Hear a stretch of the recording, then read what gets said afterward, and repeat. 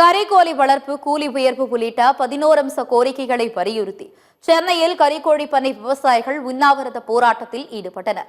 எழும்பூர் ராஜரத்தினம் மைதானம் அருகில் தமிழக விவசாயிகள் பாதுகாப்பு சங்கம் மற்றும் கறிக்கோழி பண்ணை விவசாயிகள் அணி சார்பில் இந்த உண்ணாவிரதம் நடைபெற்றது.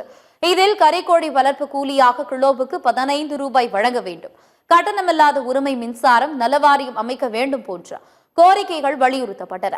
இந்த கோரிக்கைகள் நிறைவேற்றப்படவில்லை என்றால் தமிழ்நாடு முழுவதும் கறிக்கோழி பண்ணை விவசாயிகள் ஒருங்கிணைந்து உற்பத்தியை நிறுத்துவோம் என்று எச்சரித்தனர்.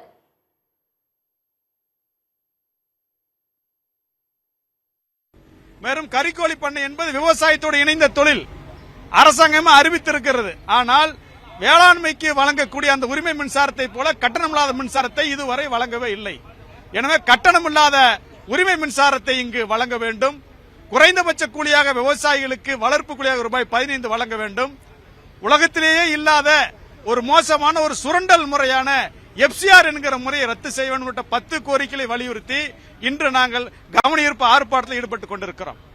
தமிழ்நாடு அரசு விரைந்து இந்த பிரச்சனைக்கு தீர்வு காணவில்லை என்றால் வருகிற ஜனவரி மாதத்திலிருந்து தமிழ்நாடு முழுவதும் இருக்கக்கூடிய அந்த 40,000 கறிக்கோழி பண்ணை விவசாயிகளையும் ஒருங்கிணைப்பு செய்து உற்பத்தி நிறுத்தத்தை ஈடுபட இருக்கிறோம். அதாவது கடைகளிலே கறிக்கோழி இனிமேல் கிடைக்காது என்கிற நிலையை உருவாக்க போறோம்.